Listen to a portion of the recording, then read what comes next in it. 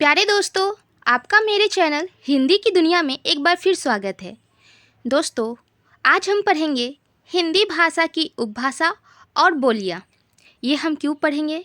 क्योंकि जब हम हिंदी साहित्य का इतिहास पढ़ते हैं तो हम ये निश्चित नहीं कर पाते कि हिंदी के अंतर्गत कौन कौन से भाषा और बोलियों को लिया गया है। जब तक हमें ये अच्छे से पता ना हो कि हिंदी भाषा के अंतर्गत कौन कौन सी बोलियां आती है और कौन कौन सी उपभाषाएं आती हैं, तब तक हिंदी साहित्य को पढ़ना उतना सरल नहीं होगा, क्योंकि हम उसे उतनी गहराई से नहीं समझ पाएंगे। इसलिए पहले मैं आपको उपभाषा और बोलियों के संपर्क में अच्छे से जानकारी दे देती हूँ, ताकि आपको हिंदी साहित्य का इतिहास पढ़ने में बहुत ही ज़्यादा मदद मिल जाए। दोस्तों, इससे पहले मैं आपको हिंदी साहित्य का इतिहास शुरू से शुरू कर चुकी हूँ। जैसे हिंदी साहित्य लिखने की परंपरा कब शुरू हुई, किसने की और इसका नामकरण, ये सारे पे मैं वीडियो बना चुकी हूँ। आप मेरे प्लेलिस्ट में जाके इन सारे वीडियो देख लीजिए, ताकि आपको हिंदी साहित्य का इतिहास अच्छी तरह से समझ में आ जाए और आपकी पकड़ हिंदी साहित्य पे बहुत ही ज़्यादा मजबूत हो जाए। चलिए दोस्तों, शुरू करते हैं हम आज की क्लास हिंदी भाषा की उपभाषा और बोलियाँ। दोस्तों, उपभाषा क्या होती है? उपभाषा वो होती है जो एक छोटे प्रांत में बोली जाती है, लेकिन उसमें क्या होता है, साहित्य की रचना शुरू हो जाती है। ठीक है दोस्तों, किसी भी भाषा में बहुत सारी उपभाषाएं होती हैं और उससे भी ज़्यादा बोलियाँ होती हैं। उपभाषा के अंतर्गत ही बोलियाँ आती है। अगर हम हिंदी भाषा की बात करें तो एक नंबर में दिया हुआ है, हिंदी भाषा के अंतर्गत 5 उपभाषाएं और 17 बोलियां आती है।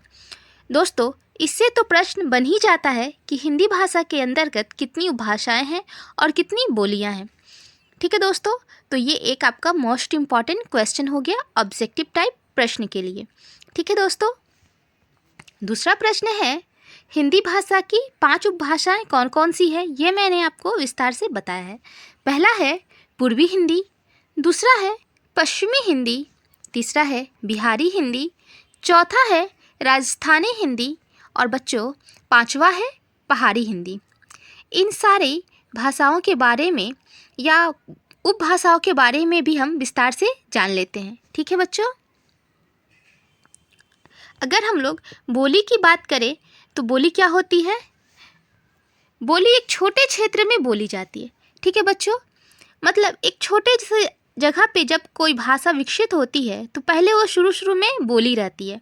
ठीक है बच्चों, दूसरा पॉइंट क्या है, कई बोलियां मिलकर एक उपभाषा बनाती है और कई उपभाषा मिलकर एक भाषा बनाते हैं। ठीक है, ये एक बहुत ही बड़ा तथ्य है कि जो छोटी छोटी बोलियां मिलकर उपभाषा बनाती है और कुछ उपभाषाएं मिलकर क्या बना देती है दोस्तों, एक भाषा बना देती है, चाहे वो कोई भी भाषा ही क्यों ना हो। तीसरा पॉइंट है, एक हिंदी भाषा में 5 भाषा और 17 बोलियां हैं। ठीक है, अगर हम लोग सिर्फ हिंदी भाषा की बात करें तो इसमें 5 भाषा है और 17 बोलियां हैं। उसके बाद दोस्तों, वो कौन सा व्यक्ति था, वो कौन सा विद्वान था जिसने क्या किया, भाषा और बोलियों का वर्गीकरण ही प्रस्तुत किया? वो थे सर्वप्रथम जॉर्ज ग्रियर्सन। इसके बारे में मैं आपको पहले भी बता चुकी हूँ कि इन्होंने जो ग्रंथ लिखा था उसका नाम क्या था, the modern vernacular literature of Hindustan. यह एक अंग्रेजी भाषा में लिखा हुआ हिंदी साहित्य का इतिहास है, जो कि अपने अंदर बहुत से प्रामाणिक तथ्यों को लिए हुए है। जॉर्ज ग्रियर्सन ही वो विद्वान थे जिन्होंने क्या किया, हिंदी भाषा के अंतर्गत जितनी भी उपभाषाएं आती थी, जितनी भी बोलियां आती थी, उनको लेकर इन्होंने उसका वर्गीकरण प्रस्तुत किया। ठीक है दोस्तों, जब हम लोग शुरू में हिंदी साहित्य का इतिहास पढ़ना शुरू करते हैं तो वो काल होता है 1000 ईस्वी से लेके शुरू होता है। ठीक है दोस्तों, हम किसी भी विद्वान का अगर हम हिंदी साहित्य का इतिहास देखते हैं तो वो 1000 से ईस्वी से ही शुरू करते हैं। 1000 ईस्वी से शुरू करने का अर्थ ये नहीं है दोस्तों कि 1000 ईस्वी से ही हिंदी का लिखना शुरू हुआ। और जो अभी जिस हिंदी में हम लोग बातें करते हैं, यह हिंदी का तो विकास दोस्तों 19वीं सदी में ही हुआ है। इससे पहले जो हम रचनाएं देखते हैं वो हम ब्रज में देखते हैं, अवधी में देखते हैं, मगही में देखते हैं और मारवाड़ी में देखते हैं, मेवाड़ी में देखते हैं, बहुत सारी ऐसी उपभाषाओं में देखते हैं जो कि हिंदी के अंतर्गत मानी जाती है। क्योंकि दोस्तों अगर हम इन भाषाओं को छोड़ देते हैं, इन उपबोलियों को छोड़ देते हैं, तो हमारा हिंदी साहित्य का इतिहास पूर्ण रूप से अधूरा ही रह जाता है। क्योंकि जब से हिंदी साहित्य की शुरुआत मानी जाती है तब तक अभी जिस हिंदी में हम लोग बातें कर रहे थे उसका विकास ही नहीं हुआ था।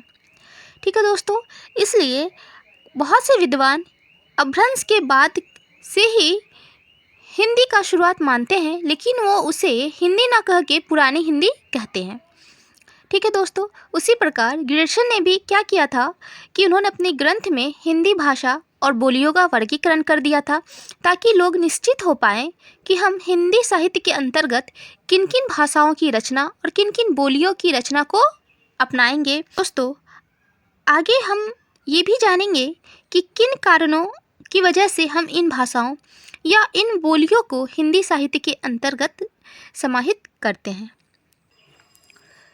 दोस्तों अगर हम हिंदी के उस विद्वान की बात करें जिन्होंने हिंदी के बोलियों और उपभाषाओं का वर्गीकरण किया था, तो वो कौन थे? धीरेन्द्र वर्मा जी। उन्होंने 1997 ईस्वी में अपने ग्रंथ हिंदी भाषा का इतिहास में सर्वप्रथम हिंदी के जितनी भी उपभाषाएं हैं और जितनी भी बोलियां हैं उनका विभाजन किया था। उन्होंने उपभाषाओं को 5 वर्गों में तथा बोलियों को 17 भागों में बांटा था। तो आइए दोस्तों देखते हैं हम कि वो 5 वर्ग के अंतर्गत जो 17 बोलियां आती हैं वो किन किन वर्गों में कौन कौन सी बोलियां आती हैं। दोस्तों सबसे पहले है पूर्वी हिंदी। इसके अंतर्गत अवधी आता है, बघेरी आता है, छत्तीसगढ़ी आता है। ये जो तीनों बोलियां हैं ये पूर्वी हिंदी के अंतर्गत आती है। इसके बाद दोस्तों पश्चिमी हिंदी आता है। इसके अंतर्गत ब्रज भाषा, कनौजी भाषा, बुंदेली भाषा और हरियाणवी भाषा आती है। हम लोग अपने हिंदी साहित्य में ज़्यादातर रचनाएं ये ब्रज भाषा और अवधी भाषा में ही देखेंगे। तीसरी है बच्चों बिहारी हिंदी। ठीक, इसमें मैथिली आता है, मगही आता है और भोजपुरी आता है। हम लोग मैथिली में भी बहुत सी रचनाओं को पढ़ेंगे।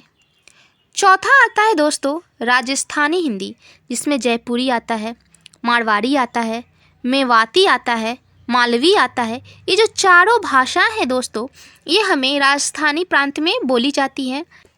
दोस्तों पांचवा है पहाड़ी हिंदी।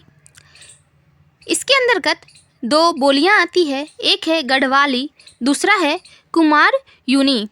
ठीक है, ये जो बोलियां हैं ये दोनों हमें पहाड़ी हिंदी में देखने को मिलती है।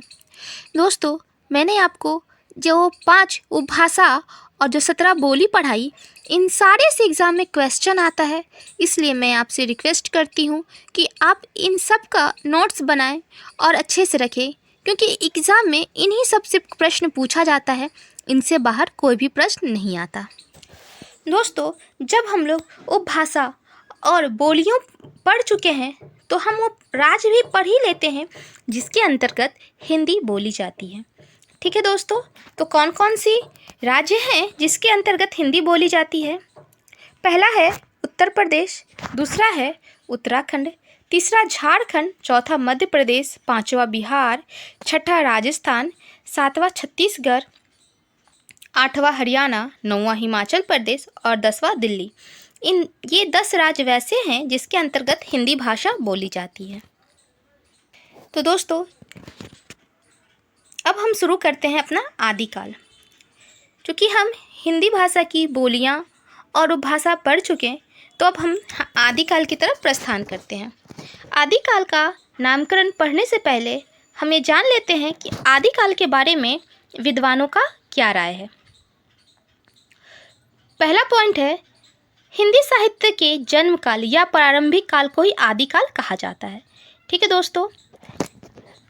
दूसरा है जब भारत में हर्षवर्धन के साम्राज्य का पतन हो रहा था उसी समय हिंदी साहित्य का उदय हो रहा था।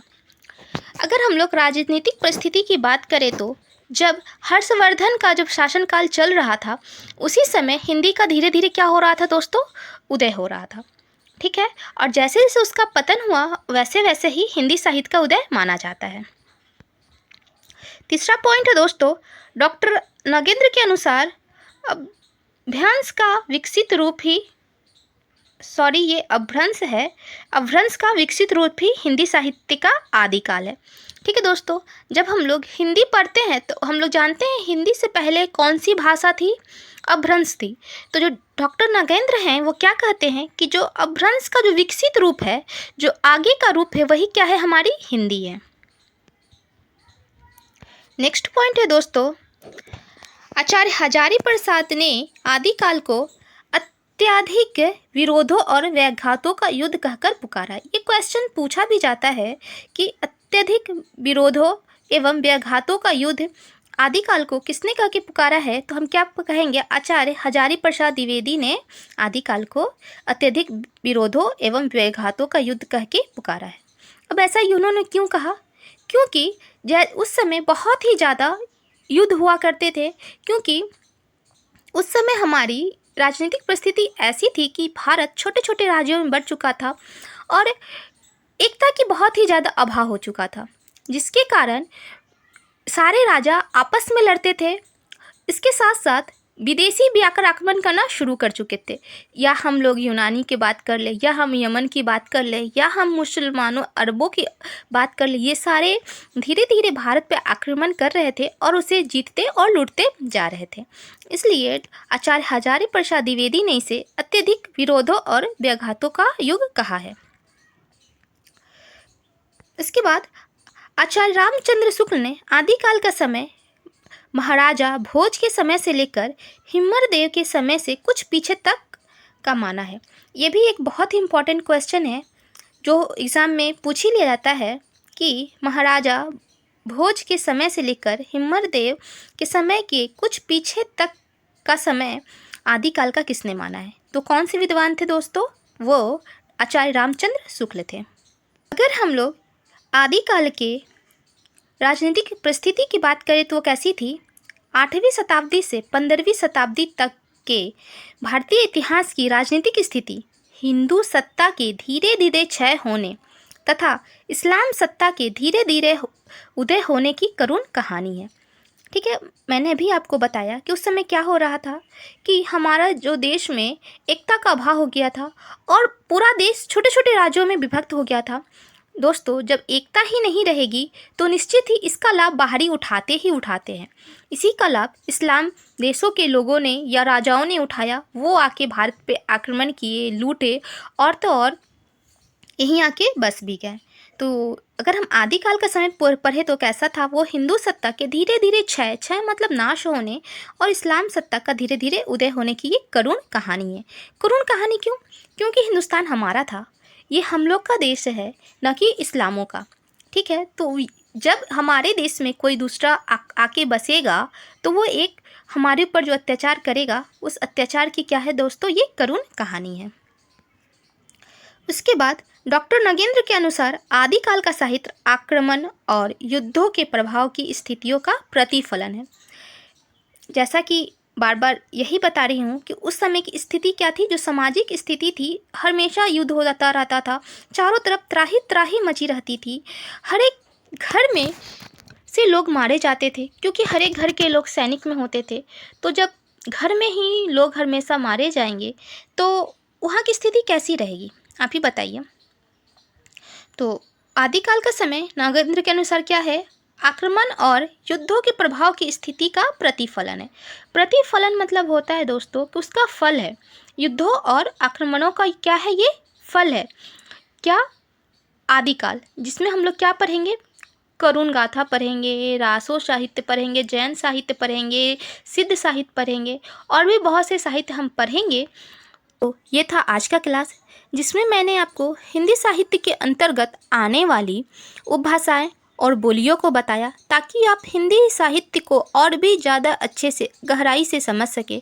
उसके बाद मैं आपको आदिकाल पे चर्चा करी हूँ कि आदिकाल को कौन कौन से विद्वान क्या क्या कहकर पुकारते हैं और आदिकाल के बारे में उनका अपना निजी विचार क्या है। दोस्तों, कल मैं आपको पढ़ाऊंगी आदिकाल का नामकरण और किन किन विद्वानों ने इनसे क्या क्या नाम देके पुकारा और आदिकाल के समय की जो प्रवृत्तियां थी वो क्या क्या थी।